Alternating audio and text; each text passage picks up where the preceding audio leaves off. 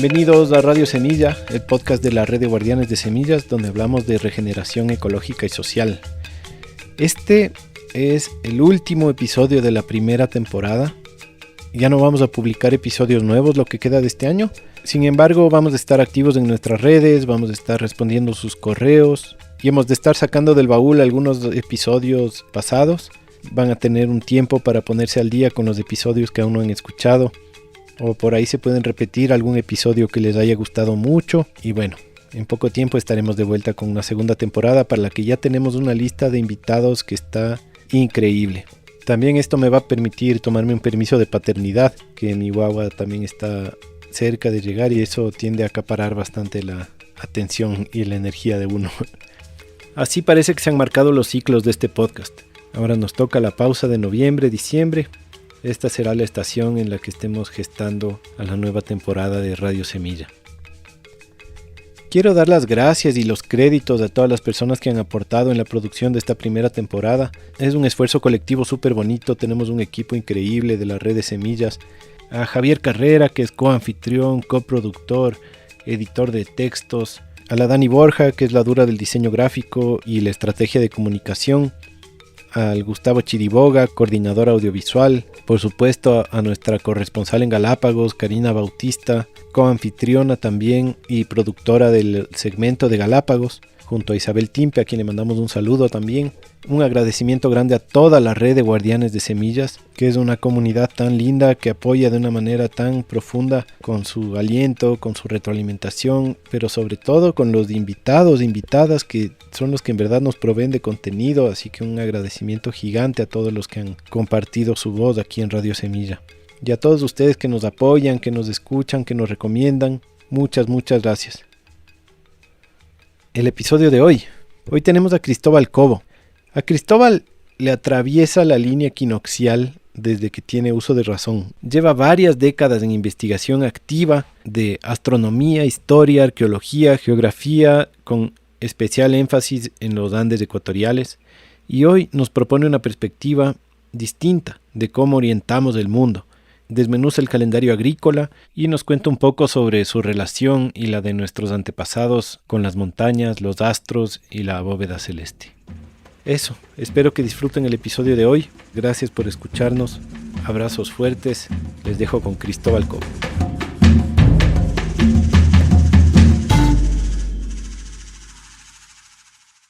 Bienvenido, Cristóbal Cobo. Pucha, nos tocó cancelar como 3 veces la entrevista y reagendar y por fin lo estamos haciendo. Así que ya en unos 2 otros episodios te hemos mencionado y hemos advertido que vamos a grabar contigo. Así que llegó el día. Es un honor para nosotros, para Radio Semilla, tenerte aquí. Gracias por estar. ¿Cómo estás? Muchas gracias, Felipe. Un saludo a todos igualmente. Para mí también es un honor y un gusto muy grande compartir con todos los amigos de la red y con todas las personas que se interesan en este tipo de temas que de alguna manera puede trascender nuestra vida cotidiana en el presente y hacia un futuro más prometedor para las nuevas generaciones, ¿no? Entonces, bien bonito, bien constructivo compartir este espacio. Muchas gracias. Chévere. Primero quisiéramos que nos pongas un poco en contexto sobre ti, sobre tu vida, de dónde eres, cómo te formaste, eso, ¿no? ¿De dónde es tu familia? Sí, bueno, yo nací en la ciudad de Quito. Me identifico mucho con toda esta región de los Andes ecuatoriales porque no solamente ha sido parte importante dentro de mi vida en diferentes aspectos, desde el deportivo, el cultural, el ecológico también, sino para mí ha sido importante tener un entendimiento de la identidad cultural en relación a esta región y también las influencias que he podido gozar por parte de mi familia, que siempre estuvo vinculada con la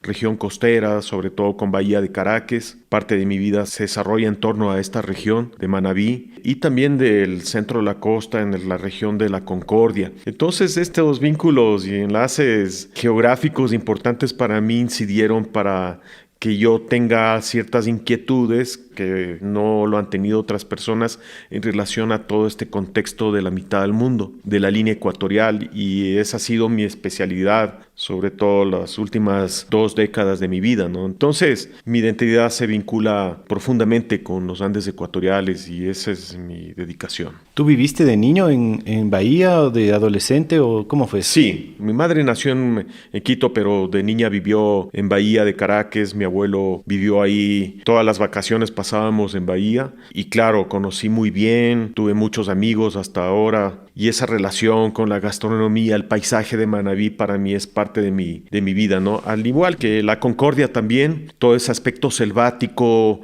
súper tropical, esa relación con la región de la Concordia que es algo totalmente diferente, ¿no? Posiblemente estamos hablando de uno de los sitios que más ha gozado de la megadiversidad en la historia del planeta. Actualmente, por ejemplo, es el sitio con más especies endémicas de aves en el planeta, ¿no? Son ¿La Concordia? Sí, son 78 especies endémicas que existen alrededor de lo que es la Concordia, ¿no? Entonces, a pesar de que ha sido una región sobreexplotada con monocultivos, sin embargo, todavía se puede apreciar esa densidad poblacional de la fauna, de la flora, ¿no?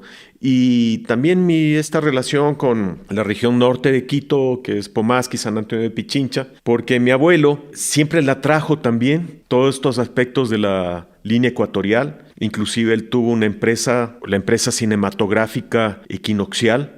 Recién me enteré hace unos 3 meses que él tenía esta empresa porque durante alrededor de unos 50 o 60 años el material cinematográfico de mi abuelo estuvo guardado, embodegado. Inclusive mi padre, que ya falleció, él tampoco vio este material cinematográfico. Mi abuelo lo había guardado y se quedó guardado. Mi hermano está haciendo un trabajo de rescate de este material, digitalizándolo. Muchos hechos históricos de los años 40, 50. Y él, pues atraído por este tema ecuatorial, él tuvo una pequeña granja ahí en Pomasqui, entonces también mi relación muy profunda con esa región de San Antonio de Pichincha, que se le conoce como la mitad del mundo, ¿no? Desde niño, desde bebé prácticamente. Entonces, mi relación con estos espacios geográficos, con estos paisajes, influyeron mucho en mi persona para que yo me dedique a investigar más profundamente sobre aspectos culturales, ancestrales, sobre la cosmovisión andina y sobre todo la astronomía antigua, que nadie lo había hecho anteriormente. Qué bacán. ¿Y eres 100% autodidacta o también has llegado a estudiar algo formalmente? Sí, no, yo estudié ingeniería comercial, que no, de alguna manera no tiene nada que ver, pero definitivamente me ha ayudado mucho porque siempre me gustó esa carrera. Me especialicé en sistemas de aseguramiento de calidad, pero eso me ayudó a llevar mis proyectos de una manera empresarial totalmente autogestionados, totalmente autosostenibles e integrales. Algunos de ellos se han vuelto proyectos ejemplares en la comunidad nacional e internacional, como Mishki Warmi, que es la producción de la miel de agave. Que tuvimos el episodio con la Gaby. Sí, con mi esposa. Sí, Las Delicias del Agave se llama para la gente que quiere ir a escucharlo. Sí, es una de nuestras especialidades y logramos que ese proyecto cumpla con 3 factores importantísimos, lo cual ha hecho que sea un proyecto 100% evaluado por diferentes organismos internacionales, inclusive desde la economía solidaria, el rescate del patrimonio cultural alimentario, desde el enfoque 100% ecológico de ese proyecto. Entonces es un proyecto integral que se ha vuelto también un modelo para otras propuestas de la comunidad. Entonces los estudios de administración de empresas, de ingeniería comercial me ayudó a enfocar también en la gestión cultural de otros proyectos que he podido desarrollar, como el Centro Cultural Quitzato, donde tenemos el monumento a la mitad del mundo, que es el reloj solar. Entonces ahí trabajamos con los guías de la comunidad. Es un proyecto totalmente autogestionado, autosostenido, donde gestionamos todos los días con turistas de todas partes del mundo, ¿no? Chévere. Tenemos un montón de temas para hablar hoy. Sí. Y sé que el tiempo se va a acabar antes que el contenido. Pero para comenzar, yo quería romper un paradigma para ver si es que toda esta conversación se da desde otra perspectiva. Y esto es la geoperspectiva orientada que tú has propuesto. Quería que nos cuentes un poco de qué se trata esta geoperspectiva orientada. Bueno, ¿qué es la geoperspectiva y cómo funciona tu propuesta de la geoperspectiva orientada? Sí, bueno, ese es un tema igualmente muy profundo y de alguna manera puede ser como muy compleja desde diferentes aristas culturales, sociales e inclusive filosóficas. Pero para mí lo más importante es desde la objetividad científica. Entonces, para poder entrar a este contexto, sí me gustaría explicar que también he tenido estudios en geografía teórica y sistemas de información geográficos. Entonces, eso me ha permitido desarrollar una propuesta teórica que ha sido aceptada a nivel académico. He podido publicar en diferentes artículos científicos de esta propuesta y para mí fue un reto porque es la primera vez en la historia de la geografía, en la historia de la humanidad, que una geoperspectiva es sustentada científicamente, técnicamente. Esto ha permitido que el Ecuador pueda presentar una propuesta teórica que rompe con unos esquemas convencionales, que es verle al mundo con el norte arriba y el sur abajo, que es la manera convencional como se ha desarrollado la cartografía, la geografía, los mapamundis, la educación, las propuestas de geopolítica, geografía social, geografía cultural a lo largo de la historia, ¿no? Entonces, me ayudó a entender esto desde una perspectiva de la lectura del paisaje andino y de la astronomía antigua de los indígenas, porque para poder entender la astronomía antigua de los indígenas había que desapegarse, había que desechar de alguna manera esas perspectivas convencionales de ver no solamente la historia, sino la geografía en este caso, para poder tener una lectura más natural del mundo. Entonces eso me ayudó a entender de que solamente existe una sola geoperspectiva natural desde nuestra posición como observadores de la Tierra. En cualquier parte del mundo que nos paremos, nosotros vamos a tener los puntos cardinales a los lados. Si nos orientamos, por ejemplo, la única dirección que puede permitirnos orientarnos es justamente el oriente, de ahí viene la palabra orientación. En latín, oriente significa por donde el sol sale. Entonces no hay manera que nos orientemos al norte, porque etimológicamente no está relacionado con el significado de la palabra. La única manera de orientarnos es hacia el oriente. Eso es lo que significa esta palabra. El momento que nos orientamos correctamente hacia el oriente, evidentemente, el norte va a quedar a nuestra izquierda y eso significa la palabra norte. Viene de antiguas lenguas indoeuropeas, ner, N-E-R, que significa izquierda. La palabra norte significa izquierda. El momento que yo me oriento, mi izquierda será el norte y por eso la palabra norte significa izquierda. La palabra sur, en cambio, viene de surya, que es el sol, porque los países del norte veían al sol siempre hacia el sur. Entonces ellos le llamaban esa dirección la dirección del sol. Sur, south, viene de surya, que es la dirección del sol. Y occidente, que es el punto menos funcional, viene de oxiso, que es el punto muerto. Porque yo no voy a poder observar el movimiento celeste de los planetas, de esa mecánica de la Tierra, donde vemos que se ocultan los astros, la luna y el sol, hacia el occidente porque es el punto muerto, por eso se llama occidente. Viene de oxiso, que es el punto muerto. La única manera de poder entender toda esa mecánica celeste, la rotación, los movimientos aparentes de los planetas, de la luna, del sol, de las estrellas, es orientándome. Así voy a poder ver tanto al norte como al sur. Yo me acuerdo que nos enseñaban a orientarnos hacia el norte, la mano derecha por donde se levanta el sol, la mano izquierda por donde se acuesta. ¿Y qué pasaba en ese momento? Descartábamos totalmente el sur. Es invisible para nosotros, porque es una geoperspectiva totalmente incorrecta. La única manera de poder entender algo integral, tanto del norte como del sur, es orientarnos. Ahí nos comenzamos a dar cuenta cómo la educación falla también en base a estos dogmas impuestos desde hace 1800 años, desde el primer mapa de Ptolomeo de Alejandría. Él diseñó el primer mapa del mundo con el norte arriba, el sur abajo, porque veía a la estrella polar Polaris de la Osa Menor como un punto fijo en el cosmos para poder ordenar en longitudes y latitudes, en coordenadas, su propuesta geográfica, y a partir de ese momento se volvió una costumbre histórica para marinos, navegantes, geógrafos, cartógrafos desde hace muchos siglos, y se enquistó esa geoperspectiva del norte arriba al sur abajo. Pero no es correcta. ¿Por qué? Porque la estrella Polaris no es un punto fijo en el cosmos. Cambia permanentemente. Cambia 50 segundos de arco cada año. Todo el tiempo, todos los días va cambiando las estrellas con respecto a nuestra posición de observadores. Cambia 1 grado cada 76 años y 360 grados, un círculo completo cada 25.800 años. A eso lo llamamos el movimiento de precesión, que lo entendieron muy bien los mayas, por ejemplo. Las estrellas no son fijas para nosotros como observadores terrestres, entonces no podemos hablar de puntos fijos y constantes a lo largo del tiempo para poder determinar puntos cardinales específicos, concretos y exactos. O sea, lo único fijo es el sol. El único punto fijo en el cosmos para nosotros como observadores es la salida del sol en los equinoccios. Solamente 2 días del año, los equinoccios de marzo, alrededor del 20-21, y los equinoccios de septiembre, que son alrededor del 22-23 de septiembre.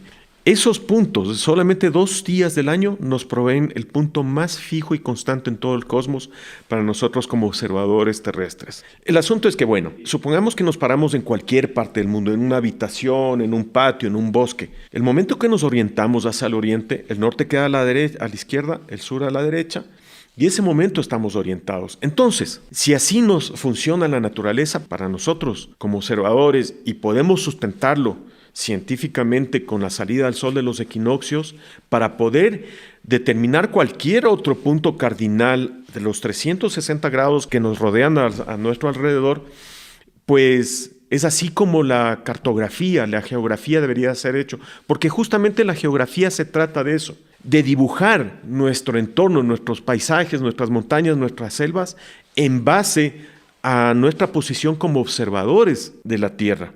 Entonces a veces mucha gente dice, pero desde el espacio no existen puntos cardinales, lo puedo poner a la Tierra como quiera. Es verdad, pero no estamos en el espacio, estamos en la Tierra, y de eso se trata.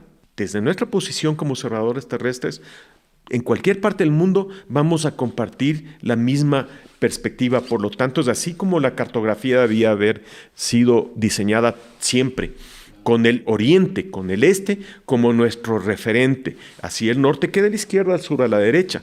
Los mapas de las ciudades, de los caminos, de las redes eléctricas, de los valles, de las selvas, siempre debió ser diseñada desde esta perspectiva porque es la única que es sustentable técnica y científicamente. Pero mira, para mí lo más importante es desde el enfoque educativo, cultural, porque ese momento simplificamos el entendimiento de un niño para poder entender la geografía, el manejo, el dominio de los puntos cardinales, las direcciones. Porque un niño simplemente ve cómo la naturaleza funciona. Te voy a poner un caso, los vientos alisios. Los vientos alisios van de este a oeste, justamente porque la Tierra rota de oeste a este. A eso se deben los vientos alisios. Entonces, cuando un profesor o una profesora toma un globo o un mapa, el momento que quieren explicar eso a un niño, con el norte arriba, al sur abajo, ¿cómo le va a explicar que el viento va de izquierda a derecha? Es absurdo. Entonces la mejor manera está la educación en la naturaleza. Y cuando nosotros salimos de la naturaleza vamos a ver que el viento recorre de este a oeste, los vientos alisios, porque la Tierra rota de occidente a oriente, de oeste a este.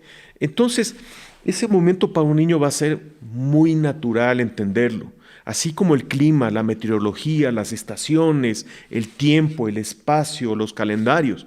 No solamente podemos simplificar el entendimiento de la naturaleza, de las ciencias, sino también procurando explicar que existe un mundo en balance, en equilibrio, donde no existen unos sobre otros, no existen países de arriba, no existen países de abajo. Todas las naciones del mundo tienen su posición específica.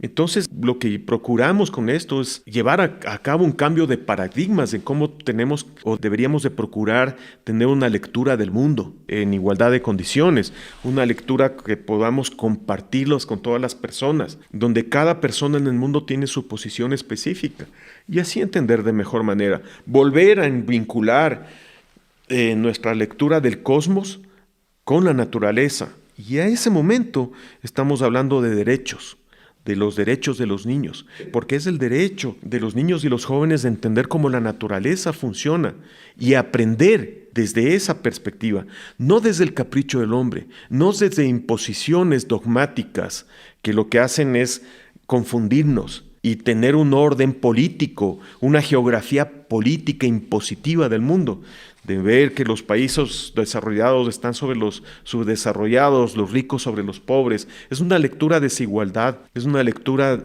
política que posiblemente debe de acabarse, ¿no?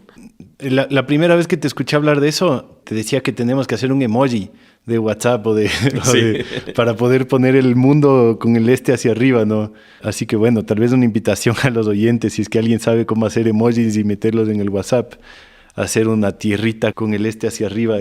Me vuela la cabeza a mí este tema, me parece súper interesante. Sí, bueno, fue Quino el que comenzó de una manera más desafiante a cuestionar el norte arriba sobre el sur abajo, y comenzó a proponer en sus caricaturas de Mafalda diferentes geoperspectivas del sur sobre el norte. Hay una caricatura que Libertad, que es la mejor amiga de Mafalda, le pregunta, ¿pero por qué?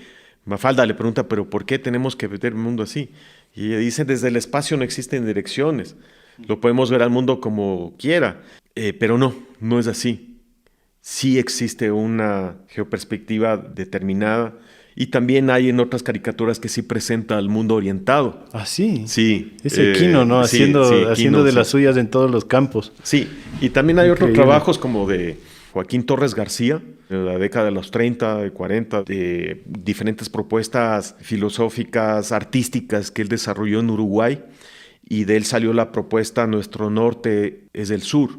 Y de eso se agarró este dictador Chávez de Venezuela para su eslogan, Nuestro norte es del sur, ¿no? Diciendo que sí, que el sur debería estar arriba y el norte abajo, que tampoco tiene sustento técnico. Etimológicamente, ese momento lo estaba diciendo, nuestro norte es del sur, nuestra izquierda es del sol. Eso es lo que significaría etimológicamente esas palabras, ¿no? Pero fue interesante que Joaquín Torres García lo haya formulado desde esta perspectiva, de lo cual se agarraron ciertos sectores de Chile y de Argentina para formular nuevos esquemas geográficos con el sur arriba, el norte abajo, para centralizar sus regiones geográficas a nivel del contexto mundial. Entonces surgieron nuevas propuestas teóricas, tanto en el cono sur, tratando de formular a nivel educativo estas nuevas geoperspectivas, pero tampoco tienen sustento técnico. Como te vuelvo a repetir, la única que tiene sustento científico es la orientada, ¿no? Desde el punto de vista astronómico, geográfico. Me encanta la simbología de que la verdad o la respuesta tal vez está más en algún lugar por el medio, ¿no? O sea, como que no es ni el norte encima del sur, ni el sur encima del norte. No es ni la extrema derecha ni la extrema izquierda. No es así este mundo polarizado que estamos en guerra los unos contra los otros, sino que la respuesta tal vez está en un lugar en donde todos estamos incluidos. Y ese es el mensaje y son las enseñanzas de la sabiduría ancestral. Porque yo no podía haber llegado a estas conclusiones si yo no entendía primero, desde una lectura ancestral del paisaje y de la astronomía.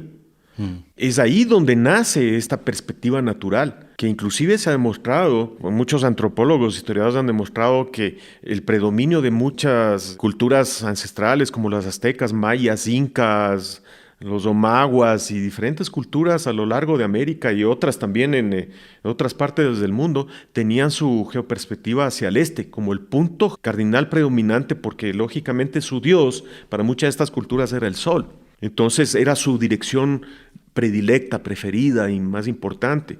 Yo hice un trabajo etnográfico con los secoyas sobre cómo de ellos desarrollaban su geoperspectiva y lógicamente era hacia el oriente, ¿no? Hacia la salida del sol de su principal deidad, que es el sol, y su lectura de las constelaciones tucanas allá en la Amazonía, de cómo veían desde las salidas de las estrellas, ¿no? Hacia el oriente siempre. Entonces, una anécdota, cuando iban los diferentes trabajadores, antropólogos, historiadores, inclusive hasta los que tenían las intenciones de entrar con petroleras hacia la Amazonía y les enseñaban las cartas topográficas a los indígenas. Ellos, bueno, los indígenas no sabían leer ni números ni letras, pero sí reconocían en las cartas topográficas los ríos, las formas de las selvas, y lo que hacían, cogían la carta topográfica y le orientaban, porque entendían desde esa perspectiva cómo iban los ríos y cómo circulaba toda la vida en su región. Entonces, claro, ellos no leían cómo estaban las letras, los títulos de la carta topográfica, pero le orientaban automáticamente al mapa, porque esa es su lectura del cosmos, es la natural. Entonces, claro, yo formulé en un congreso que deberíamos de procurar que la cartografía para estas etnias debería de dibujársela, de diseñársela orientadas para tener un mejor dominio de su geografía, ¿no? Y evidentemente de su protección y salvaguarda del patrimonio natural que les rodea, ¿no? Me gustaría que hablemos un poco del calendario agrícola, porque también creo que está bueno este tema para ir entendiendo como las bases de... Porque tal vez no todos estamos en el mismo entendimiento de lo que son los equinoccios, los solsticios, y creo que sería útil como una explicación de qué son los equinoccios, los solsticios y cómo se vincula eso al calendario agrícola. Sí, bueno, mucha gente que sigue las podcasts de la red van a decir, pero ¿qué tiene que ver todo esto con las semillas, con la agricultura, la agroecología? Bueno, en cortas palabras, no existiría la agricultura si no hubiera primero existido un entendimiento de la astronomía más elemental y más básica. Porque, ¿cómo sabía una persona en la antigüedad cuándo sembrar? La única manera era conformando un calendario para saber cuándo iban a entrar las lluvias más importantes del año, preparar los suelos para las semillas. Entonces, ¿cómo sé? Si yo, por ejemplo, siembro en julio, en agosto, no voy a cosechar nada porque es la época seca. Tengo que saber que van a entrar las lluvias a partir del equinoccio de septiembre. Por eso nosotros decimos septiembre, octubre, siembra y cubre. Hasta los dichos populares, rurales, están en relación a estos cambios estacionales. Y claro, ahí preparaban las chacras porque sabían que iban a venir estas lluvias y se conocen como los cordonazos de San Francisco, por ejemplo, ¿no? ¿Cómo sabían ellos cuándo iban a entrar estas lluvias? La única manera conformando un calendario. ¿Y cómo se conforman los calendarios? A partir de los solsticios, porque en los solsticios nosotros tenemos puntos fijos en el horizonte donde el sol para. Eso significa solsticio. El sol para en el norte en junio y regresa hacia el solsticio de diciembre en el sur, se queda unos días y vuelve a regresar hacia el norte en junio. Entonces en junio es el solsticio del norte. Cuando el sol estará en el norte, será verano en el norte, pero invierno en el sur. El sol va a iluminar más del hemisferio norte, el sur estará frío, es invierno para el sur. Y 6 meses después el sol para en el solsticio de diciembre, se queda unos días, iluminará más el hemisferio sur, será verano para el sur, pero será invierno para el norte en diciembre. Y en la mitad son los equinoccios, que se les conoce como otoño y primavera. Son los puntos de transición entre los climas extremos de los veranos y los inviernos, ¿no es cierto? En la región ecuatorial no existen estaciones. Nosotros tenemos solamente estaciones húmedas y secas. Pero para poder entender estos cambios estacionales y definirlos, era importante desarrollar el calendario agrícola. Entonces, a partir de los solsticios comenzaba un conteo. Entonces, a lo largo de la historia de la humanidad, muchas culturas fueron desarrollando sus propios calendarios. Los más complejos que se conocen hasta ahora han sido los calendarios egipcios y sobre todo los mayas. La cuenta larga, por ejemplo, hasta el calendario galáctico de 25,000 años. Tenían conteos en relación al calendario de Venus, de la Luna, pero básicamente es del Sol. Pero para poder dividir un poco cómo eran estos entendimientos de los calendarios, hay que tratar de entender cómo primero fueron las culturas nómadas. Porque las culturas nómadas básicamente eran recolectoras y cazadoras, pescadoras. Entonces ellos tenían que salir en actividades más relacionadas con la luna. Salían de recolección, de cacería y pesca justamente cuando había luna llena porque se podía ver, se podía realizar actividades y la dinámica podía circular a lo largo de las noches de luna. Entonces, las noches sin luna, cuando estaba más oscuro, pues esta sociedad, estas familias estaban en sus madrigueras y claro, había más actividad sexual, justamente eso. Entonces ahí es como se vincula la menstruación, por ejemplo, de la mujer con la luna, porque su actividad más fértil tenía que estar acorde cuando había una actividad social más unida en sus madrigueras. Entonces la menstruación de la mujer, por ejemplo, por eso es menstruación, viene de mens, que es la luna. Igualmente los periodos de gestación de 9 meses, todo está relacionado con estos periodos y las estaciones también. Entonces, los nómadas se ajustaban más a los procesos lunares y por eso los calendarios más antiguos que existen son lunares que han sido fechados alrededor de 35,000 años antes del presente, ¿no? Y quién sabe hasta más antiguos en el centro de Europa, justamente porque esas culturas nómadas obedecían más a la luz de la luna. Eso era lo más importante. Pero cuando estas culturas nómadas comienzan a crecer, comienzan a estancarse en diferentes sitios, ya no podía movilizarse tanto. Entonces ahí comienza a haber un entendimiento, un conocimiento de la dinámica de diferentes vegetales y animales en diferentes sitios, y observar cómo las semillas, los frutos se comportaban de acuerdo a las estaciones, y comenzaban a ver el comportamiento de las semillas, su germinación, su crecimiento, florecimiento, fructificación y las cosechas, evidentemente. Entonces iban de acuerdo a todos estos cambios estacionales que iban siendo medidos día tras día, luna tras luna, y así se conformaron el conteo de los días, de las semanas, de los meses, de acuerdo a esta conformación calendárica y a las estaciones también. Entonces así es como nacen los calendarios más primitivos, los cuales fueron haciéndose más complejos cada vez, pero nunca se desapegó de una relación muy íntima con lo sagrado y lo espiritual para estos pueblos, porque justamente eran estos dioses los que reglamentaban de alguna manera el orden biológico, agrícola, de la dinámica de la fauna y la flora, y a su vez de la sociedad, pues evidentemente, del manejo inteligente ya del espacio y del tiempo. Entonces estos dioses siempre fueron los que predominaron, y a lo largo del tiempo fueron suplantados con deidades humanizadas de estos elementos celestes como el sol y la luna, y diferentes personajes a lo largo de la historia lo que hicieron estos personajes fueron representar al sol y la luna, ¿no? Como la Virgen, como Jesús, como Ra para los egipcios, Inti para los incas, por ejemplo, ¿no? Yo quisiera explicar en unos breves minutos cómo más o menos funciona el calendario agrícola andino, para que las personas que están oyendo puedan entenderlo de una manera más clara, más pragmática.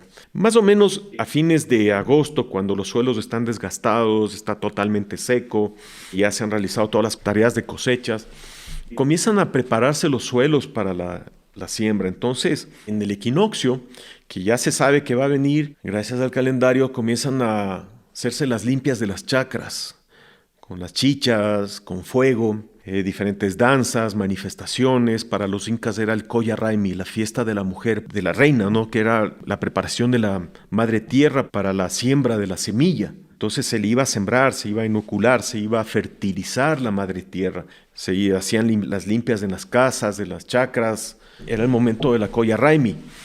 Y también está vinculado con el calendario litúrgico, con muchas romerías y peregrinaciones de las vírgenes más importantes. Por ejemplo, en el Ecuador, la Virgen del Cisne, la Virgen del Quinche a lo largo de estos meses, que son octubre, noviembre. Son los momentos de siembra.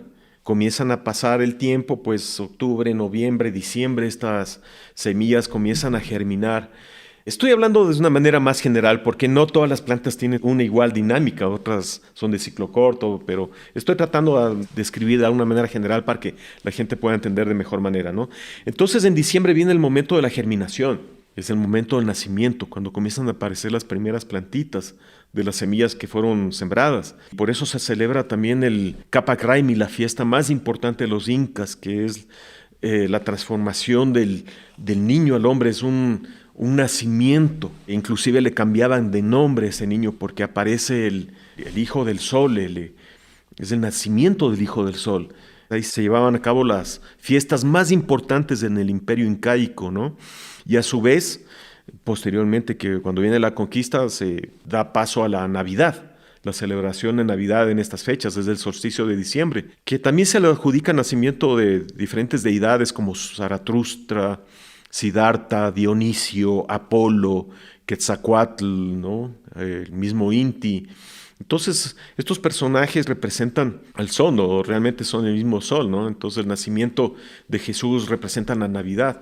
En Europa se celebraban con las quemas de los abedules, con cintas de colores. Ahí aparece el culto al árbol de Navidad, ¿no? Porque pedían al sol que en este año brille con más intensidad. Entonces ahí aparece todo este mito del árbol de Navidad y de Papá Noel, que era una persona que ayudó a unos indigentes. Algunos dicen que fue en Turquía, otros que eran para los germanos, los nórdicos. Entonces también aparece el mito de Papá Noel alrededor de estas fechas, ¿no?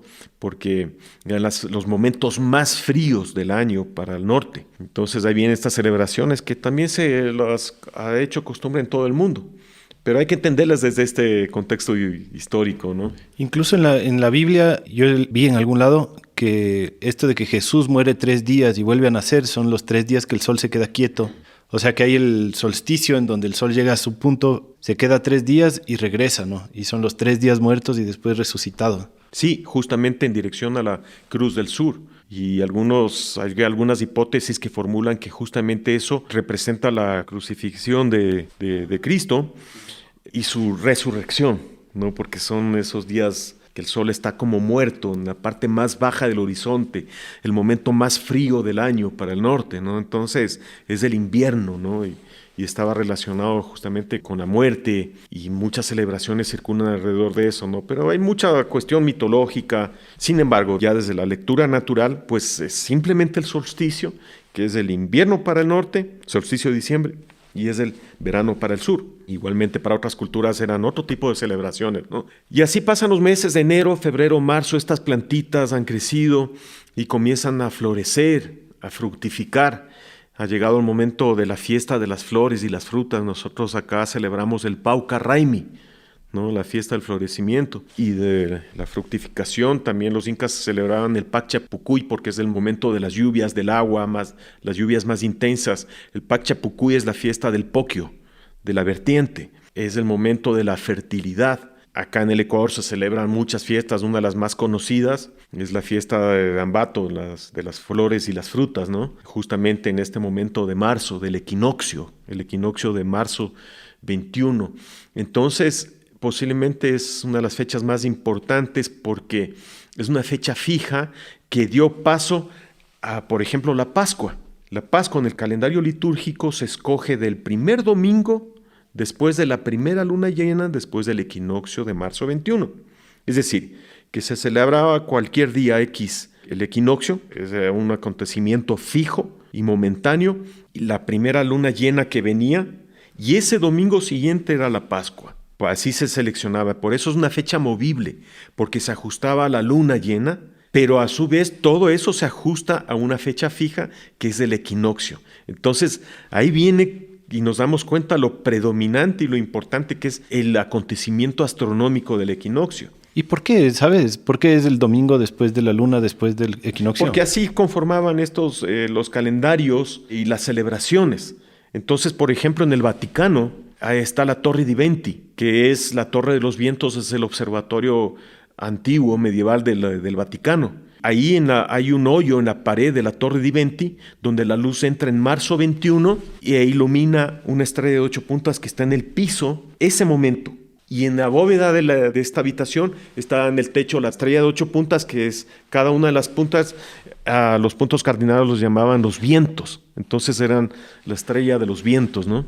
La rosa de los vientos. Por eso le llamaban la Torre di Venti. Entonces, cuando la luz iluminaba en este cubículo justo en el centro de la Torre di Venti, era el equinoccio. Y así calculaban cuándo venía la primera luna llena. Y ese domingo siguiente, domingo significa el día del Señor, el día del sol. Por eso en inglés es Sunday, el día del sol. Ese momento era la Pascua. Y 40 días antes, la Cuaresma, miércoles de ceniza, es carnaval. Entonces, si tú te fijas, todas estas fechas, carnaval, la Pascua, la Semana Santa, la Navidad, todas nacen a partir de un calendario agrícola, que es la base astronómica. Nosotros en el Ecuador, ¿con qué celebramos? Con nuestra marca gastronómica más importante de todas, que es el culto a la semilla, a los granos tiernos, que es la fanesca, que reúne todos estos frutos y granos frescos, que a su vez son las semillas, y se prepara pues un plato muy complejo con las curcubitáceas como es el zapallo, como el sambo. En México le dicen el chilacayote. Hay diferentes nombres para que puedan ubicar cuál es este sambo, que es una curcubitácea, es como una sandía, pero que no es dulce, ¿no? Ah, ¿tienen sambo en otras partes? Yo pensaba que era solo de aquí. No, en México es un plato importantísimo. Se hacen diferentes preparaciones, hasta el sambo encofitado. Es como un dulce también para los niños. Acá lo hacemos con el chahuarmishki, hacemos dulce de sambo, que es de la savia del agave, con la panela, que es del piloncillo, diferentes preparaciones, pero bueno. Y la fanesca de ahí tiene sus 12 granos, creo, alguna cosa así, ¿no? Sí, la iglesia siempre ha tratado de llevar a cabo un sincretismo por medio del palimpsesto. El palimpsesto es imponer una escritura sobre sobre la escritura conquistada, una arquitectura sobre la arquitectura conquistada. Y en este caso, una gastronomía con la gastronomía conquistada. Entonces trataban de darle una simbología, una suplantación de la importancia de estos granos con los apóstoles, por ejemplo, ¿no? Pero no, pues estos platos son prehispánicos. Y lo que más hablan dentro sobre aspectos gastronómicos en las crónicas tempranas, los cronistas de la colonia, es justamente sobre los diferentes estofados que los indígenas realizaban como los platos más comunes de esta región. Por eso la gastronomía en esta región del Ecuador, sobre todo los Andes, son las sopas, los caldos, los que predominan dentro de nuestra gastronomía. Nuestra gastronomía está más enfocada más que nada en las sopas, en estofados, ¿no? Entonces tenemos decenas de diferentes preparaciones, el biche, la fanesca, el locro con las papas, ¿no? Bueno, es un tema muy largo también que muchos chefs gastrónomos aquí en el Ecuador siempre lo topan. La fanesca es un plato antiguo porque también se preparaba con diferentes especies de peces que eran importados desde la costa.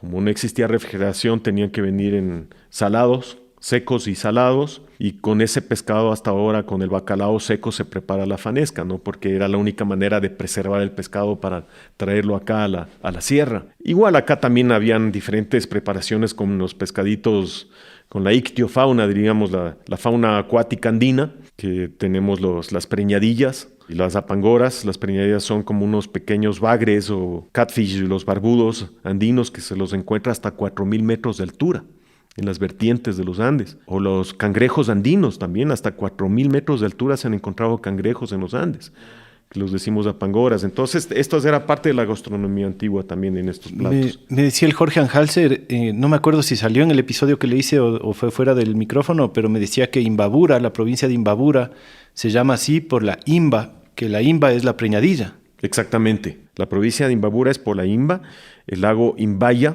los Imbayas, Imbacocha, y es la laguna de los Imbas, que son las preñadillas. Que es lo que ahora se conoce como el lago San Pablo. Sí, lastimosamente está como que en peligro de extinción porque son pececitos muy delicados que requieren de aguas totalmente puras, ¿no? Entonces imagínate, acá nosotros tenemos fauna acuática, crustáceos y moluscos hasta los 4.000 metros de altura, ¿no? Y con esto se preparaban diferentes platos en la antigüedad. Mira cómo todo esto se vincula con el calendario gastronómico, con el calendario agrícola, el calendario litúrgico y evidentemente el aspecto astronómico. Abril, mayo, junio, estos frutos han madurado. ¿Y qué se prepara con los granos maduros? La chicha, los fermentos, ¿no? Ha llegado el momento de la fiesta del sol, el Inti Raymi, que a su vez en el calendario litúrgico se celebra como San Pedro, San Pablo, San Juan, San Antonio, el Corpus Christi como las más importantes. A lo largo de toda esta región, las fiestas más importantes del año, las más coloridas, más ruidosas, las más largas y las más bailadas son justamente estas fiestas del calendario litúrgico, que inclusive actualmente ya no le están llamando con los nombres de los santos, le están llamando las fiestas del sol, porque hay otras personas que también se oponen a que se lo llamen el Inti Raymi, porque era de los incas, pero nosotros también somos incas, ¿no? Entonces es una confluencia de muchos procesos históricos, contextos preincaicos, incaicos, coloniales, republicanos, hasta la fecha, ¿no? Pero a la final es eso, es la fiesta del sol. Se celebra con la chicha, porque la chicha representa eso, justamente el momento de la cosecha. Actualmente, con el trabajo que hemos podido realizar con mi esposa, hemos vuelto a rescatar del aspecto idiosincrático, el enfoque que la gente comúnmente tenía de la savia de agave, que nosotros le decimos chaguarmishki, y su fermento, que en México le conocen como pulque, nosotros acá le conocemos como guarango, que es el fermento de la chaguarmishki, de la savia de agave. Y ahora se ha vuelto la bebida más importante en estas festividades de carácter ceremonial, ritual. Tanto así que antes sacaban a los santos en andas por las calles, acá de la parroquia de Cangagua, que es la parroquia más antigua del Ecuador, que es la región donde vivimos con mi familia, acá en Huachalá, en Cayambe, que queda justo en la línea ecuatorial, al norte de la ciudad de Quito. Y ahora las comunidades están sacando en andas a los agaves, ya no a los santos, ¿no? Y antes sacaban mucha cerveza en estas fiestas, pero ahora están sacando por litros el guarango, que es el fermento del agave, ¿no? Y la chicha de maíz, bueno, eso siempre ha sido típico.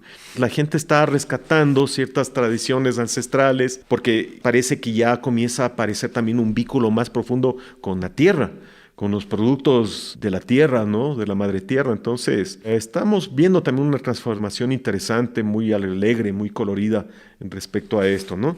Entonces, eso representa el solsticio de junio para nosotros, el momento de la cosecha. A lo largo de julio, agosto se extienden las fiestas y llega septiembre nuevamente y vuelve nuevamente el ciclo del calendario agrícola. Todo esto no podría existir si no fuera a partir de la observación astronómica. La astronomía es lo que nos ha permitido a lo largo de la historia no solamente conformar los calendarios, sino que muchas culturas hayan desarrollado toda su mitología, su espiritualidad, sus connotaciones sagradas, su ordenamiento territorial en las regiones, porque diferentes puntos sagrados para ellos estaban relacionados con estos eventos astronómicos fijos, medibles, cuantificables, en relación a las salidas y caídas de los astros, sobre todo del Sol y la Luna, en relación a las montañas. Entonces, cuando ellos en los valles encontraban puntos de confluencia entre las salidas y caídas del Sol y las montañas, las prominencias montañosas más importantes, por ejemplo, en esta región nosotros tenemos al Cayambe, el Pichincha, Mojanda, Rumiñahui, tenemos al Cotacachi, el Imbabura, el Cotopaxi, la Antizana, el Chimborazo, Cariguairazo. Bueno, no pararía posiblemente después de una hora de enumerar todos los apus que eran los dioses para los indígenas. Pues cuando ellos encontraban estos puntos de confluencia, eran justamente en esos sitios que consideraban sagrados y donde levantaban sus pequeños montículos que a lo largo de la historia de estas culturas fueron transformándose en montículos importantes de formas cuadrangulares, que ahora nosotros los conocemos como pirámides truncas. Entonces, hay muchos de estos sitios arqueológicos importantes con decenas de estas pirámides en nuestra región de los Andes ecuatoriales que están relacionados justamente con esta lectura del paisaje celeste y terrestre, y donde confluían estos alineamientos y a partir de eso pues tenían una lectura del paisaje, a partir de eso manejaban su organización social, inclusive hasta la guerra, como ya hemos mencionado, los aspectos agroecológicos y evidentemente el ordenamiento territorial. Entonces sabían cómo estaban implantados diferentes de estos puntos y así tuvieron una dominación inteligente de la región y de la producción agrícola, ¿no? Entonces, la astronomía es la madre de las ciencias, siempre se ha sabido que ha sido la madre de las ciencias y es el punto de partida para que haya podido desarrollarse la evolución de la agricultura a lo largo de la historia de la humanidad. El momento que nosotros omitimos la astronomía estamos cometiendo un error porque la astronomía es lo que da pauta a los cambios estacionales, al aparecimiento de la lluvia y de las diferentes épocas que dan paso a la dinámica agrícola, ¿no? Todos los sitios arqueológicos, ceremoniales, sagrados, todos tienen su congruencia astronómica. De los que se están investigando no solamente aquí en el Ecuador, sino en diferentes partes del mundo gracias a la aplicación de tecnología satelital, programas espaciales, sistemas de información geográfica, la conjugación de estas tres ramas de alta tecnología espacial, informática, está permitiendo a muchos investigadores en diferentes partes del mundo, en Europa, en América, en el Asia, a entender muchos enclaves y sitios arqueológicos importantísimos, y más bien ahora sería extraño y raro que cualquiera de estos sitios no tengan un vínculo astronómico.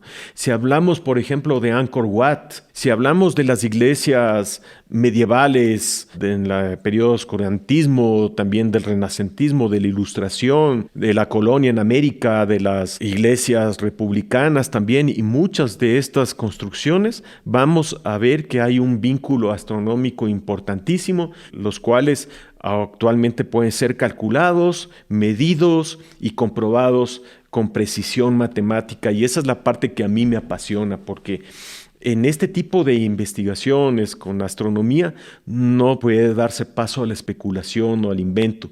Son datos matemáticos que tienen que ser totalmente precisos. Entonces, estos estudios nos están dando otro tipo de información que la antropología, la arqueología convencional nunca lo logró, justamente por haber descartado el aspecto básico de todas las culturas en su historia, que era la astronomía. Entonces, actualmente, más bien, gracias a estos avances tecnológicos, estamos gozando de otra lectura totalmente de estas evidencias arqueológicas tan importantes alrededor del mundo, ¿no? O sea, no se diga Machu Picchu, Chichén Itzá, Teotihuacán, Copán, acá en el Ecuador tenemos las pirámides de Cochasquín, Gapirca, pero sí parece que también existen otros nichos que están relacionados con cultos también al agua, puede ser al viento, a otro tipo de ritos, pero los más importantes alrededor del mundo se están comprobando que son básicamente astronómicos. Hablando de sitios arqueológicos importantes, ¿nos puedes contar un poco de Catequilla?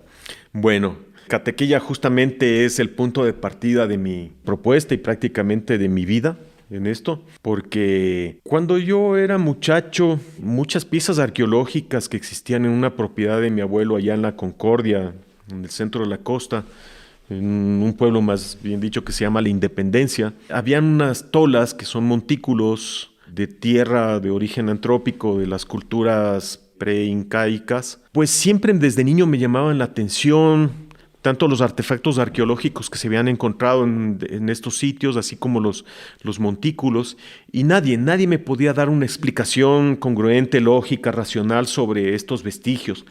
Y cuando yo tenía alrededor de unos 14, 15 años, ya comencé por mi cuenta a tratar de identificar estas evidencias y me di cuenta que estábamos hablando de la cultura chorrera, posteriormente la cultura jamacuaque de la costa. Entonces yo desde muy temprana edad ya comencé a identificar por mí mismo con diferentes textos, libros de diferentes historiadores y antropólogos. Entonces comencé a entender este contexto arqueológico de estas regiones del Ecuador y eso fue mi primer vínculo con la arqueología, ¿no? No estudié arqueología porque no tenía todavía esa intención seria. Más me atraía la astronomía antigua. Entonces comencé a cuestionarme sobre las posibles relaciones que tenían estos sitios con los aspectos astronómicos. Gocé de muchas enseñanzas de dos maestros que me ayudaron a entender esto de una manera más clara. Que en paz descanse Aurelio Iturralde Enríquez, que fue un gran topógrafo del siglo pasado que ayudó a muchos proyectos arqueológicos, sobre todo de la costa de la Escuela Politécnica del Litoral. Y de un arqueólogo que también influyó muchísimo en mí, que hizo estudios sobre la cosmología Valdivia, que se llama James Sadler. Estas dos personas realmente influyeron en mí, en el tipo de textos y la calidad de textos con las cuales yo debía de tratar de entender, leer y eso me llevó poco a poco a entender la importancia de las prominencias montañosas de los Andes. Entonces comencé a cuestionarme cómo puede ser posible que en esta región no se haya desarrollado un vínculo con la astronomía, mientras en otras regiones en América, como es en la península de Yucatán, en los Andes centrales, en todo lo que es el Valle del Urubamba en Perú, en el Valle del Colca, cómo estas culturas desarrollaron tantos profundos conocimientos astronómicos. ¿Cómo puede ser posible que en posiblemente la mejor región del mundo para observaciones astronómicas, que son los Andes ecuatoriales, cómo puede ser posible que no se haya desarrollado una conciencia astronómica? Entonces comencé a explorar esta región. Yo practiqué siempre el andinismo, ha sido posiblemente uno de mis deportes, mis prácticas más importantes. He podido subir prácticamente a todas las montañas del Ecuador, de esta región. Y el andinismo, a partir de yo tenía unos 5 años, comencé a practicarlo, pero parece que fue sobre todo el parapentismo, que lo practiqué alrededor de 10 años, que me llevó a tener otra perspectiva del paisaje desde el aire, ¿no? A 4.000, 5.000 metros de altura volando en todas estas regiones de los Andes ecuatoriales, desde el Pichincha, por ejemplo, que era mi sitio preferido. Ya usaba instrumentación para poder tener vuelos navegables, entonces usaba altivarios y GPS. y estamos hablando de los años 95, 94, y fue posiblemente uno de los primeros GPS de navegación que existían aquí en el país. Y todos estos factores confluyeron para que yo comience a subir, a visitar otros sitios arqueológicos que mi padre me había llevado desde niño. Entonces yo les conocía muy bien a muchos sitios arqueológicos como Cochasquí, como Rumicucho, por ejemplo. Comencé a subir a muchos de estos sitios y comencé a entender todo este transecto de la línea ecuatorial y todas estas montañas, y un día pues dije, había un monte que me llamó la atención y dije, no, pues ese monte está justo en el paralelo cero, tengo que subir. Y el momento que subí, con el GPS, lógicamente, me encontré que en su cima estaba un semicírculo arqueológico y la lectura del GPS me dio 0 grados, 0 minutos, 0 segundos. Y para mí fue un momento de máxima e intensa emoción porque, claro, vinieron muchas cosas a mi mente, si es que esto era casual o una coincidencia, ¿no? Y claro, ese mismo momento comencé a medir los otros sitios arqueológicos y vi una relación astronómica con los solsticios tan exacta que eso ya comenzó a derivar en otras cosas. Eso fue el 26 de junio de 1997, cuando llegué a Catequilla y pude comprobar que el sitio estaba exactamente en la línea ecuatorial. Primero me di cuenta que era el único monte, que es un domo fracturado, un domo geológico fracturado, de alrededor de unos 1.200 metros desde su base.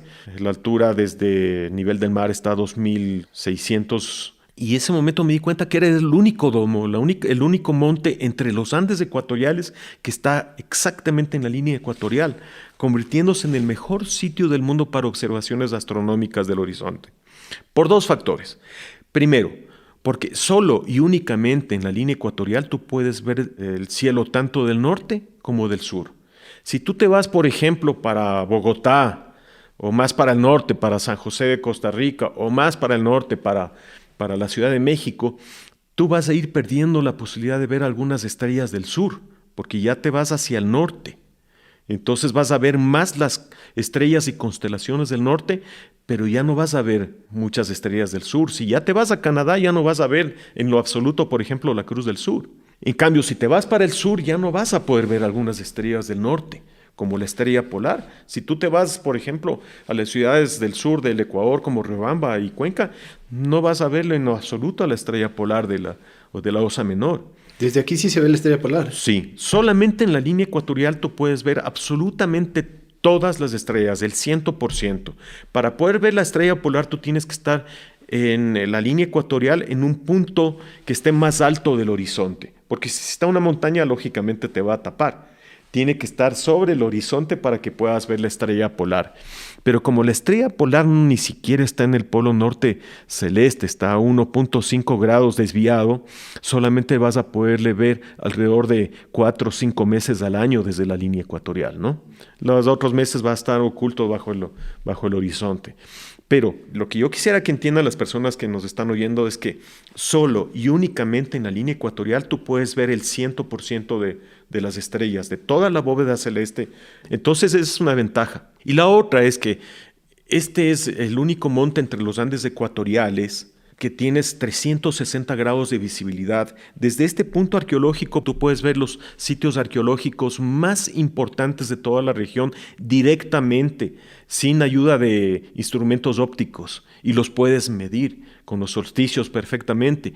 Puedes ver alrededor de 25 poblaciones diferentes directamente desde este monte. Entonces eso le hace el mejor observatorio del mundo. ¿Y cuál es la incidencia de los Andes ecuatoriales en esto? ¿Por qué siempre los menciono? Y si tú me permites, voy a contarles brevemente la historia de las misiones geodésicas francesas. En el siglo XVII se refuerza una discusión sobre la forma de la Tierra, porque la familia Cassini de Francia sostenía que la Tierra era achatada en el Ecuador y alargada en los polos, de acuerdo a sus mediciones. Pero en relación a la teoría de Isaac Newton y de Inglaterra y Huygens de Holanda, por las mediciones de un péndulo en Cayena, en las Guyanas, se dieron cuenta que el péndulo oscilaba mucho menos que en el norte, que en Holanda o en Inglaterra, porque había menos atracción gravitatoria, o sea, menos gravedad, ¿no? le ayudó a Isaac Newton a formular que la Tierra era achatada en los polos y alargada en el ecuador.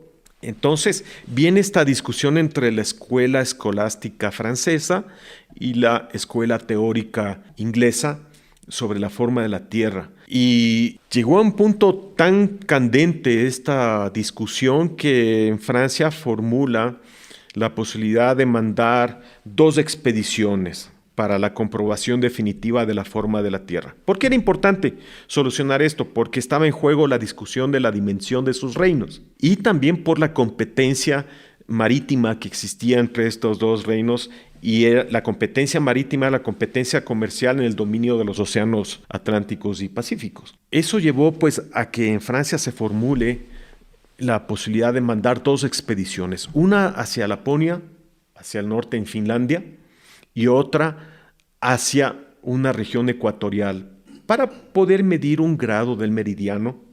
Pues el meridiano va del norte a sur, entonces medir un grado que más o menos son 111 kilómetros y compararlo con el otro en Laponia y así comprobar, ver cuál era más largo y así comprobar cuál mismo era la forma de la Tierra.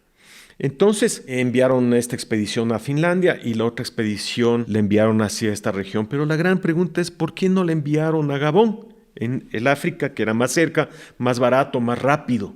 En Gabón, sabiendo que Gabón era una colonia francesa inclusive en la línea ecuatorial en el África. No la enviaron allá por la selva. En la selva simplemente era imposible hacer triangulaciones, mediciones geodésicas. Ellos necesitaban de prominencias montañosas y desde el siglo XVI ya existió información sobre la geografía de los Andes por diferentes cronistas de la colonia que describían y relataban la forma de las montañas, su conformación a lo largo del meridiano, porque van de norte a sur, y los valles interandinos como el Valle de Quito. Los académicos franceses ya sabían perfectamente sobre las condiciones geográficas de esta región y por esa razón vienen a los Andes ecuatoriales, porque las montañas les permitían tener puntos fijos de observación astronómica para sus mediciones y a su vez realizar las triangulaciones geodésicas trigonométricas a lo largo del callejón interandino de la región de Imbabura al norte de Quito hacia las provincias australes de la Azuay, donde se encuentra Cuenca, y medir un grado del meridiano. Por esa razón vienen acá. Entonces, en resumen, ¿qué es lo que quiero explicar? Que la importancia de los Andes difiere a otras regiones, por ejemplo, en la Amazonía, que es pura selva, o en Indonesia, que es selva, en las islas de Sumatra o Borneo. En el África, Gabón, el Congo, ¿no? Hay 2 montañas en Kenia, que es el Monte Kenia, pero está 56 kilómetros al sur de la línea ecuatorial, o el Kilimanjaro, que está 17 kilómetros al sur de la línea ecuatorial.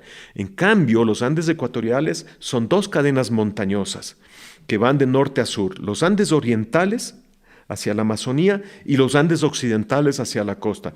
Y en el medio está el callejón interandino. Entonces, esta región geográfica le hace única en el mundo. Por eso esta región se convirtió en un objetivo sagrado para los incas, porque llegar a los Andes ecuatoriales era llegar al sitio preferido de su dios, el sol.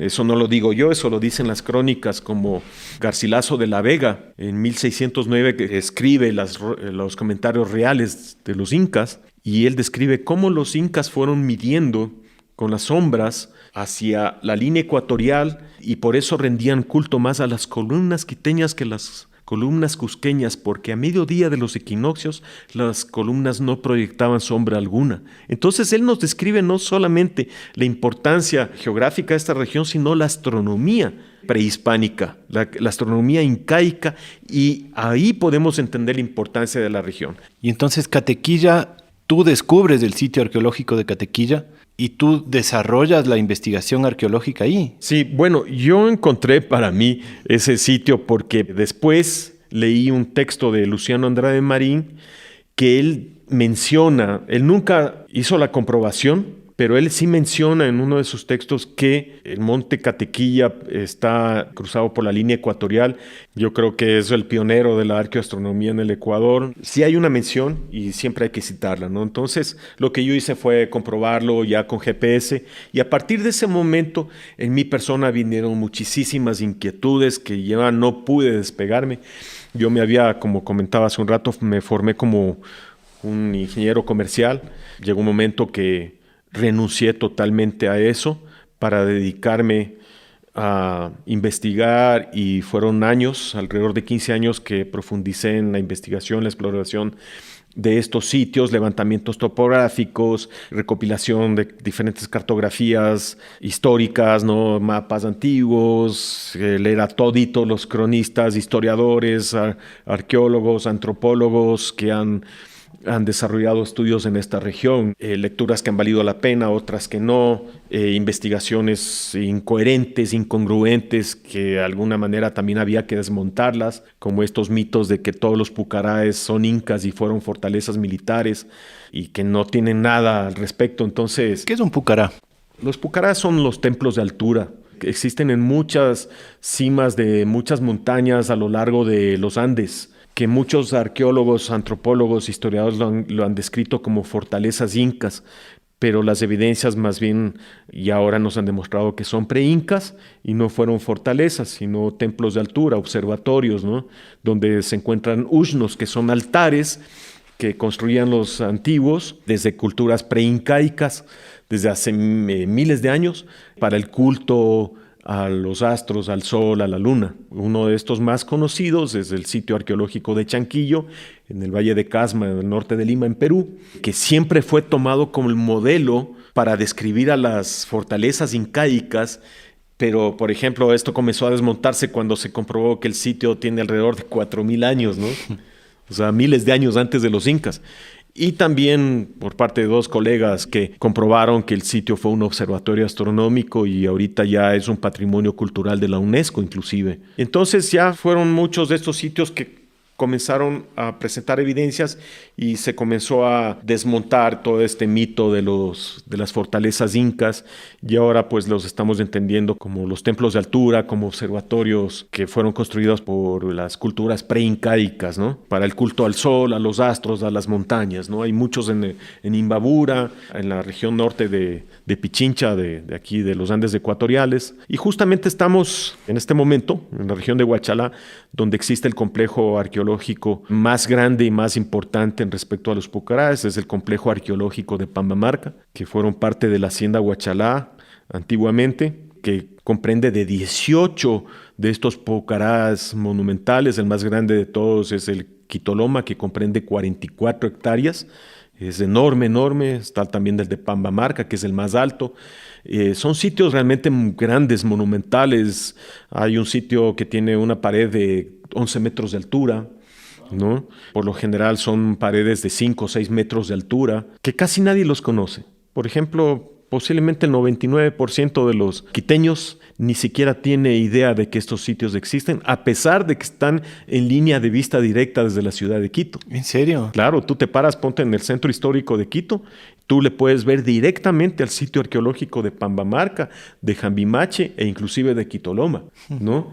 Si tuvieras un telescopio, un largavistas, podrías ver la forma inclusive de estos pucaraes desde el centro histórico de Quito. No se diga desde el Panecillo o de otros sitios, más fácil, ¿no? ¿Y cómo es que siendo el sitio más importante no se conoce? ¿Está siendo investigado o qué onda? Sí, está siendo investigado por un proyecto, posiblemente el proyecto arqueológico más grande que se ha hecho aquí en el Ecuador, que es el proyecto arqueológico de Pambamarca, liderado por 3 amigos, Samuel Connell, Chad Gifford y Ana González.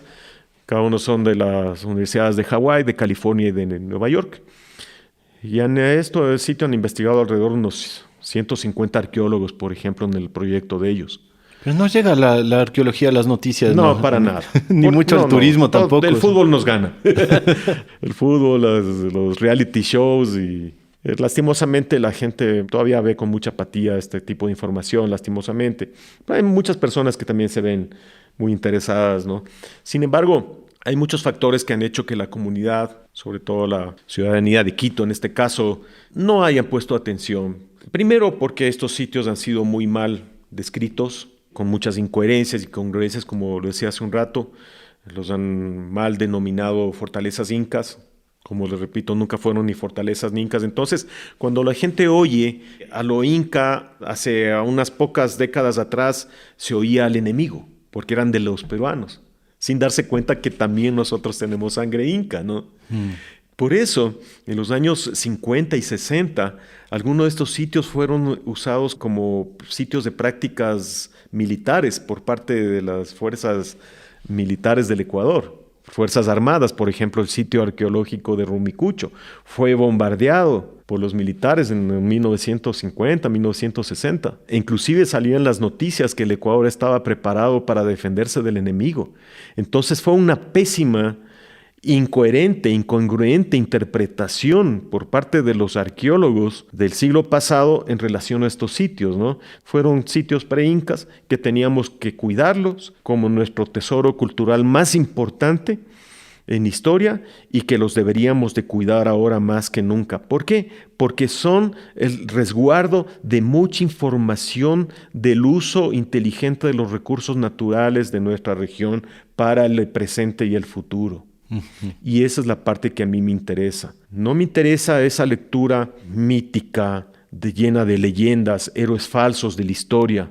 Necesitamos una lectura más pragmática de la historia, de todos estos contextos. En muchos de estos sitios arqueológicos se pueden hacer rescates de mucha información sobre el uso de la fauna, de la flora antiguamente por medio, por ejemplo, de microanálisis. El análisis de fitolitos, que son microfósiles de los vegetales. Cada vegetal tiene como su identidad, su huella digital. Entonces, en los análisis de fitolitos, de estos microfósiles, tú les vas comenzando a hacer conteos estadísticos y así te das cuenta cuáles son los vegetales más usados a lo largo de la historia en estos sitios arqueológicos. Ese tipo de información nos puede llevar en el futuro a hacer el rescate de quebradas, de nichos selváticos, de bosques, con las mismas especies, con las mismas densidades, prácticas agrícolas más ideales, con el rescate de estos vegetales que fueron usados ancestralmente, el estudio de las tecnologías agrícolas. Entonces, esa es la información que nos interesa de la historia para el presente y para el futuro. Claro, una lectura más basada en cómo nos relacionamos con la naturaleza históricamente que cómo engrandecemos la patria o qué sé yo, ¿no? Sí, o los héroes, ¿no? Que es importante tener ese registro histórico, pero más importante ahora, en estas realidades dramáticas a nivel ecológico que estamos viviendo, experimentando, tenemos que ver las maneras más eficientes de cómo salvaguardar nuestro entorno ecológico.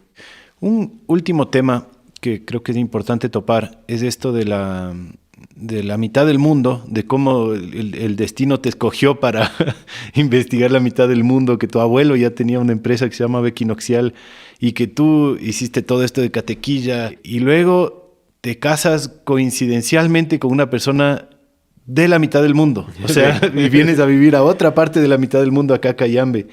Y aquí te pusiste tu reloj solar y tu proyecto de Quitzato. Es como que todo se alinea para que estés vinculado a la mitad del mundo, ¿no? Y fuertemente, sí, fue así, ¿no? Como te comentaba, desde niño, mi vida relacionada con la línea ecuatorial en la Independencia, en el centro de la costa, en Pomasquín, al norte de Quito, en relación a la línea ecuatorial. Y eso llevó a que mi esposa se interese en las investigaciones que yo estaba haciendo porque hay dos catequillas.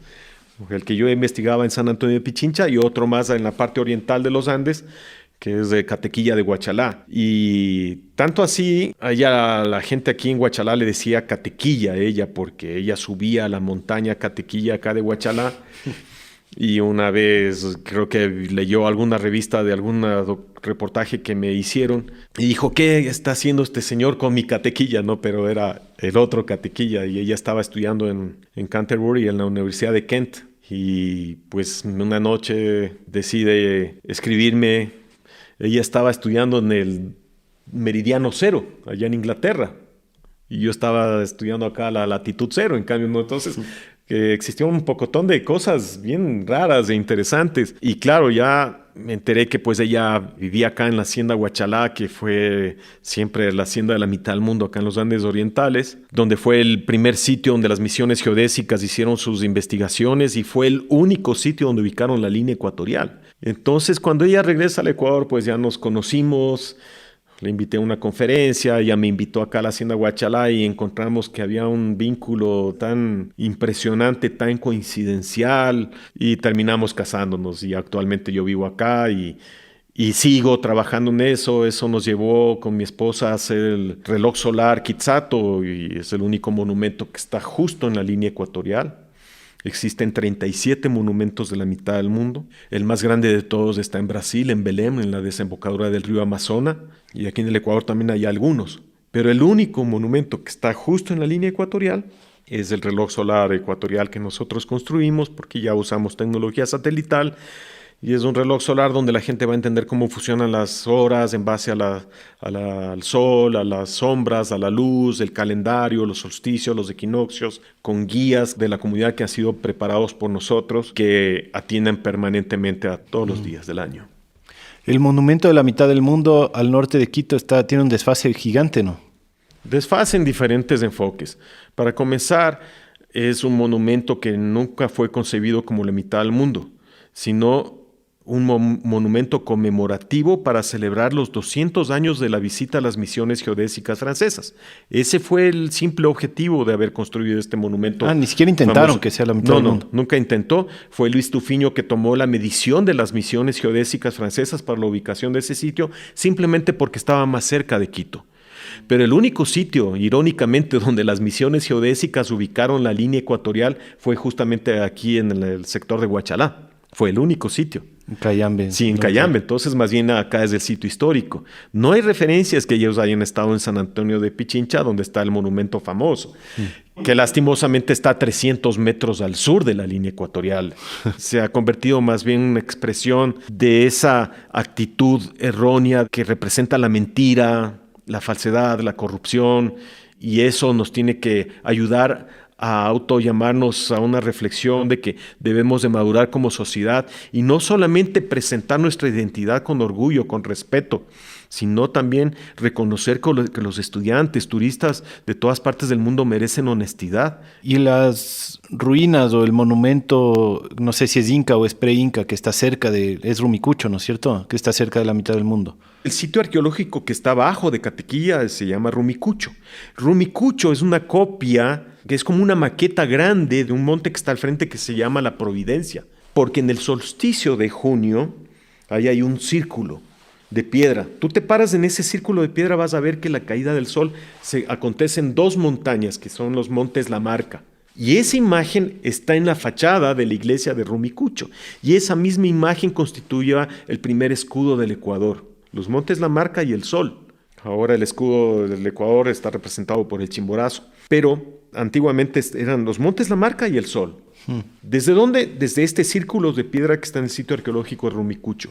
Solo y únicamente desde ahí tú vas a ver cómo el sol se acuesta entre estas dos montañas, el solsticio de junio 21. Ellos querían emular por medio de las sombras las mismas formas de las montañas.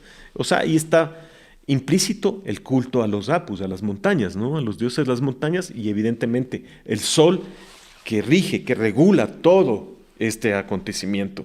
Imagínate estar ahí en este círculo de piedras, justo en la caída del sol, 10 metros a tu izquierda está en sombra, 10 metros a tu derecha hay sombra de las montañas y tú eres el único elemento iluminado por el sol en todo el valle. Eso acontece justamente en ese punto. Entonces, claro, para cualquier persona es algo impresionante, ¿no? Y para los indígenas era un culto a su Dios, evidentemente. Debe ser bien difícil para ti escoger a dónde ir cada solsticio y cada equinoccio, ¿no? Bueno, sabes que te cuento que siempre lo he programado muy coordinadamente, porque yo no puedo desperdiciar esos momentos. Yo tengo que hacer los registros que necesito. Por ejemplo, en el Centro Histórico de Quito yo paulatinamente llegué a desarrollar modelos predictivos que ahora me permiten decir, tal cosa va a pasar en determinado sitio, tal fecha. Y ha sido tan interesante que, por ejemplo, yo no he podido asistir a ese momento y he pedido a otra persona que vaya a registrar el evento lumínico y lo han hecho.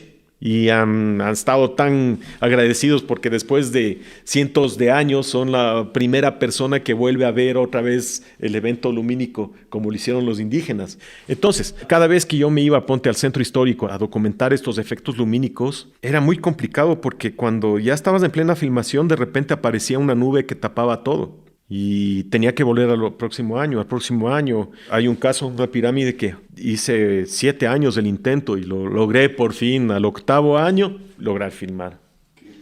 Sí, entonces no ha sido fácil. El último solsticio estuve en la isla de La Plata, que es uno de mis últimos trabajos. Es la única isla prácticamente que está en el occidente de nuestra costa, en el Ecuador.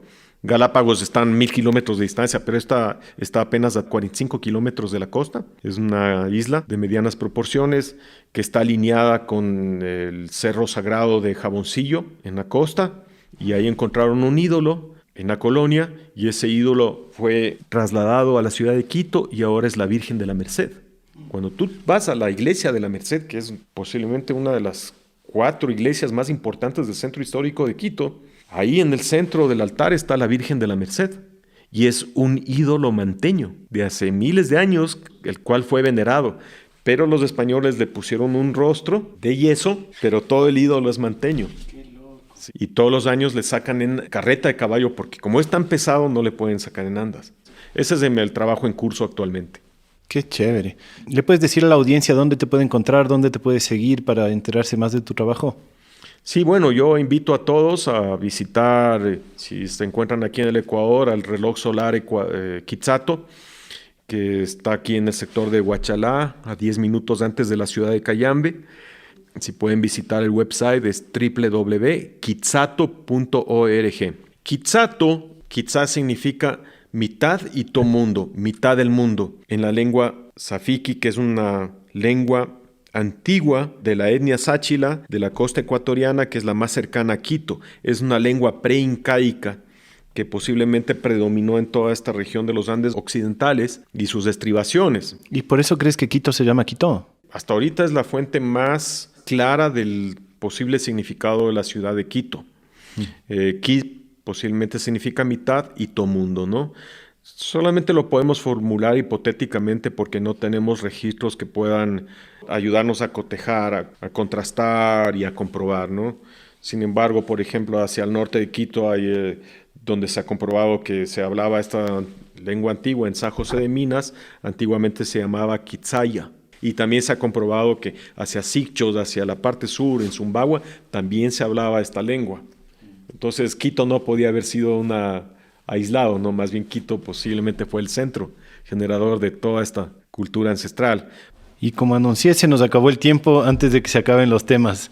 Pero bueno, te quiero agradecer. Me parece que el aporte que tú has hecho en todo este tema de la arqueoastronomía y de todas tus investigaciones enriquecen un montón nuestra cultura, así que gracias. Muchas gracias, Felipe, y siempre predispuesto a compartir mi trabajo con todos los seres queridos, ¿no? Un abrazo grande. Y también en las notas del episodio hemos de poner links para que puedan ver también cosas tal vez más gráficas.